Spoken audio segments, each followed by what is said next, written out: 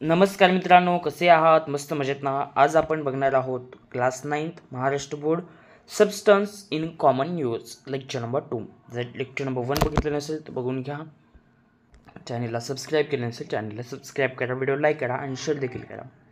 तर बघा, काल आपण काय बघितलं म्हणजे प्रिव्हियस लेक्चरमध्ये बघितलं होतं की कंपाऊंड, आयोनिक कंपाऊंड कसे असतात, कशा पद्धतीने असतात, साल्ट कशा पद्धतीने असतं, त्याचे इम्पॉर्टंट काय असतं, त्यानंतर इलेक्ट्रोलायसिस वगैरे काय असतं ते मी हे केलेलं आहे. ओके, त्याचे इम्पॉर्टंट सी वॉटर म्हणजे कशा पद्धतीने असतात ते आपण बघितलेलं आहे. ओके, आयोनिक कंपाऊंड कशा पद्धतीनं बनतं ते, त्यानंतर टेबल साल्ट म्हणजे काय ते देखील मी सांगितलेलं आहे प्रिव्हियस लेक्चरमध्ये, त्यामुळे तुम्ही तिचं बघा. आता आपण बघणार आहोत इलेक्ट्रोलायसिस. ओके, तर प्रिव्हियस लेक्चरमध्ये आपण काय बघितलं होतं, इम्पॉर्टंट अँड साल्ट वॉटर बघितलं होतं, कशा पद्धतीनं टेबल वगैरे काय असते ते आपण सर्व बघितलेलं आहे.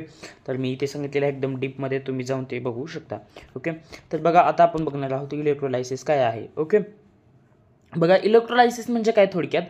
बघा, इलेक्ट्रोलायसिस म्हणजे थोडक्यात पाण्यात टाकून जे रिॲक्शन करणे. ओके, पाण्यात टाकून रिॲक्शन करणे. बघा आता हे जे दिले मी तेच इकडं मागं सांगतो. ओके, तर बघा इथं काही दिलेलं आहे. बघा पहिल्यांदा या ठिकाणी दिलेलं आहे 2 molecules of chloride, 2 molecule of chloride दिलेलं आहे. Okay, 2 molecules of sodium chloride दिलेलं आहे. Okay, 2 molecules of sodium chloride दिलेलं आहे.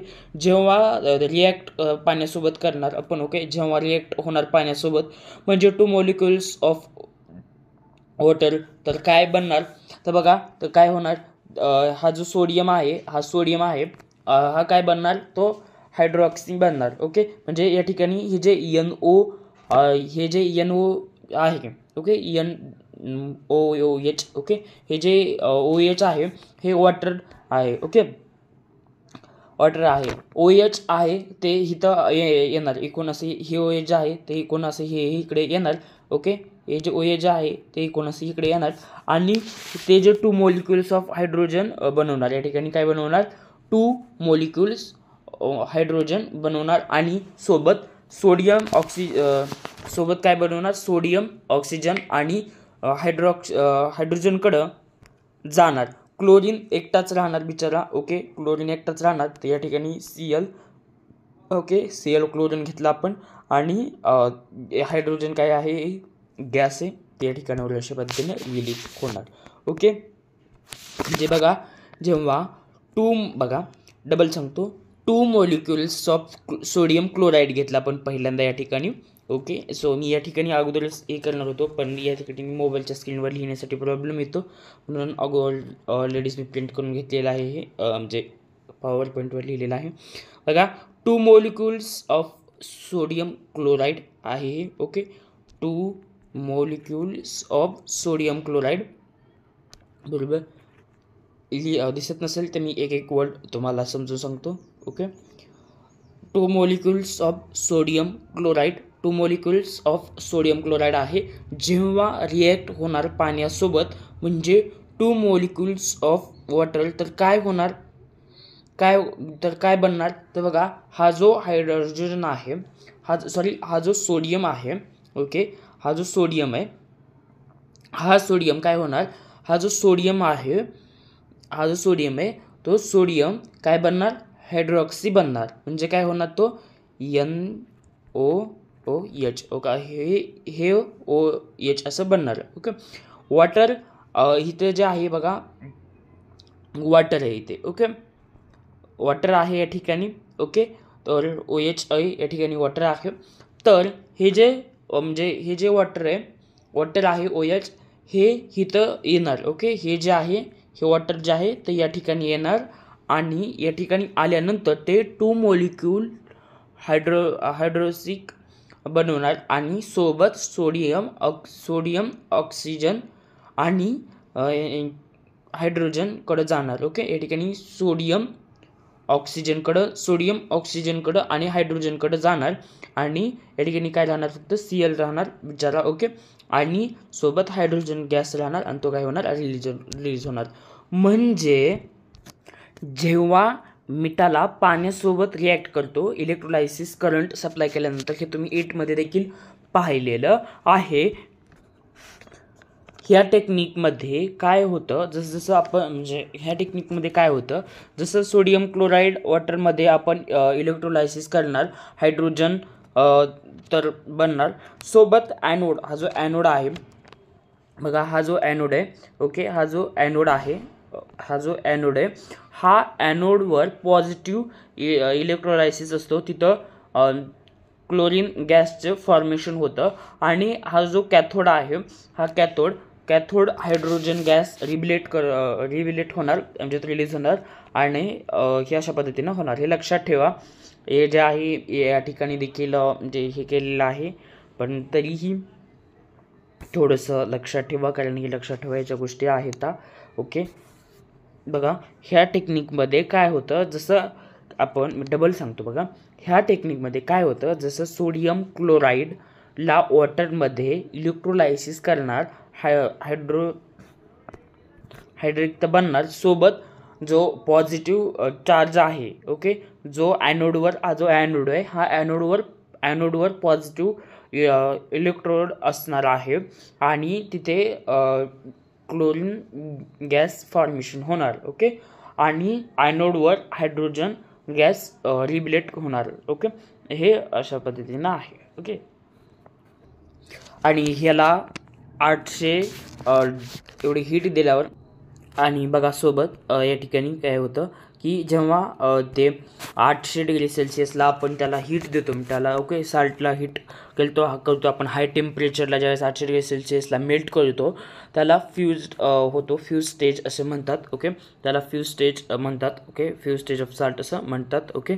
तर ही जी फ्यूज आहे इलेक्ट्रोलायसिस क्लोरीन गॅसची, हे तर मी तुम्हाला सांगितलेलं आहे. बघा काय करा, एक वाटी घ्या आणि त्याच्यामध्ये मीठ टाका, आणि मीठ टाकल्यानंतर त्याला हीट करा, बघा तो काय होणार, फ्यूज होणार ओके. तर ते हेच आहे, ह्याचे बाकी काय डेली युजेस आहेत ते आपल्याला काही माहिती आहेत ओके. जेव्हा त्याला 800 डिग्री सेल्सिअस हे भेटेल हीट, त्यावेळेस तो काय होईल, फ्यूज होईल ओके. अरे समजलं का नाही, कमेंटमध्ये सांगा समजलं का नाही ओके. जेव्हा तुम्ही बघू शकता, घरी देखील करून मीठ घ्यायचा, म्हणजे वाटी घ्यायची, त्यात मीठ टाकायचं, आणि 800 डिग्री सेल्सिअस त्याला हीट द्यायची, तो फ्यूज होणार ओके. कळलं? अरे हो या ना बोलत जा, समजलं की नाही समजलं बोलत जा, झोपत जाऊ नका लेक्चर बघताना ओके.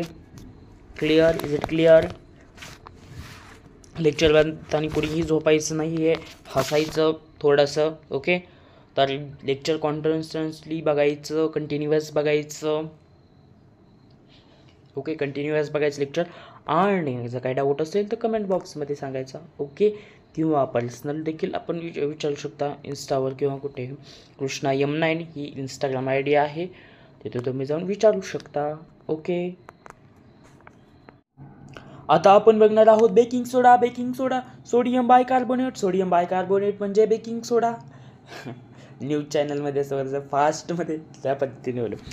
तर सोडियम बायकार्बोनेट म्हणजे बेकिंग सोडा, ज्याला आपण NaHCO3 असं म्हटलं जातं, NaHCO3 ओके, NaHCO3 असं म्हटलं जातं. याचे केमिकल नेम आहे सोडियम हायड्रोजन कार्बन ओके. तर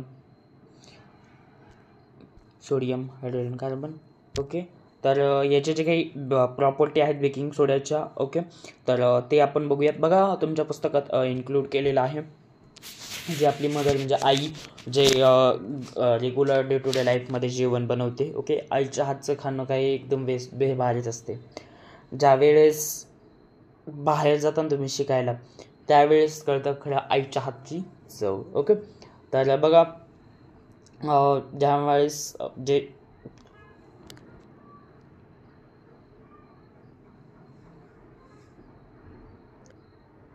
सोडियम बायकार्बोनेट ओके, हा जो मिठापासून बनलेला आहे, म्हणजे सोडियमपासून बनलेला आहे ओके. म्हणजे तर बघा ज्या आपण आईच्या हातचं खातो, म्हणजे ज्यावेळेस आई आपली बनवते म्हणजे ज्या वडापावमध्ये बघा तो यूज केला जातो.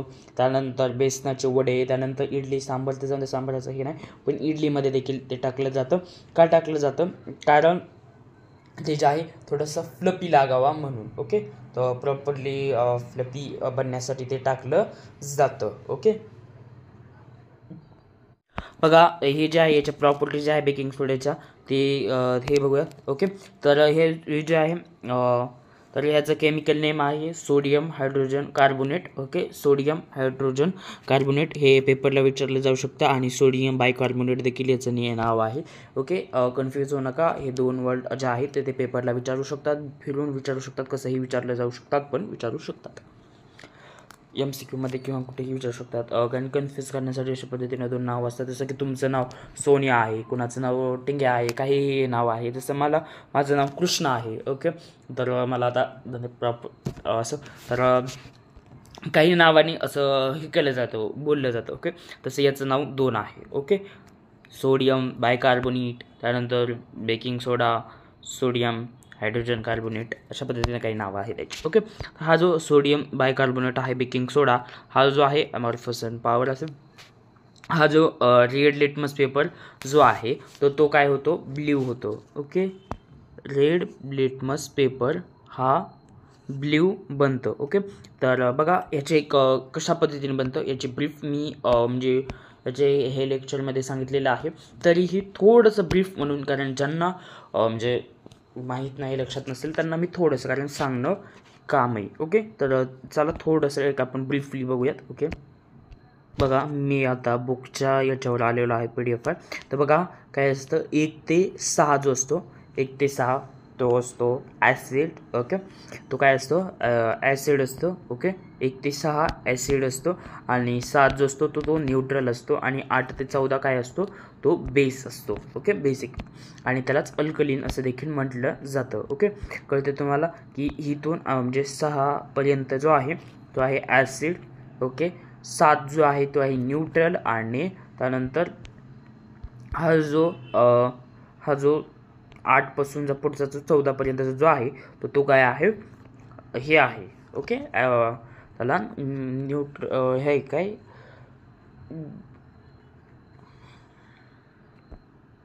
अल्कलाइन म्हटलं जातं. ओके, तर हे जे आहे हे कळलं तुम्हाला की 7 पस्तूर जे आहे तर ते हे आहे ॲसिड, म्हणजे 6 पस्तूरच हे केलं जातं 7 पण हे जे आहे या ठिकाणी न्यूट्रल देखील म्हटलं जातं.